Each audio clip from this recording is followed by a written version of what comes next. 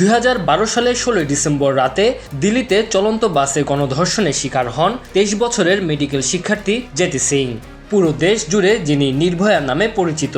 নৃশংস সেই ঘটনার পর ধর্ষণ আইন সংস্কার করে ভারত সরকার।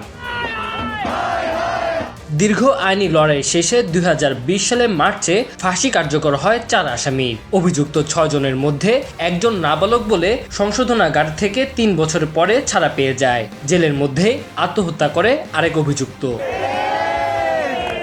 আইন সংশোধন করেও ভারতে নিশ্চিত হয়নি নারীদের নিরাপত্তা। 2012 সালে ভারতে 25,000 ধর্ষণের মামলা নথিভুক্ত হয়। 2018 সালের তথ্য বলছে সে বছর দেশ জুড়ে প্রতি 15 মিনিটে একজন নারী ধর্ষণের শিকার হয়েছেন।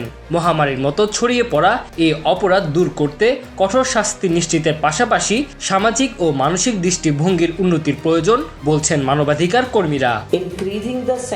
শাস্তি বাড়ালে এই পরিস্থিতির তেমন কোনো পরিবর্তন ঘটাতে পারবে না, যদিও না আমাদের সামাজিক পরিস্থিতির উন্নতি না হয়।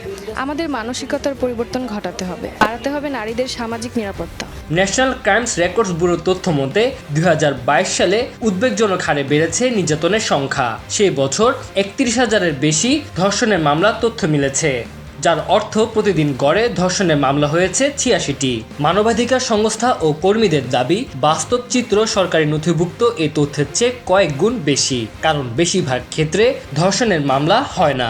বিচারের ব্যবস্থার প্রতি ভরসা না থাকায় আইনে দ্বারস্থ হন না ভুক্তভোগীরা। Tanzil Hasnat, MCTV, USA।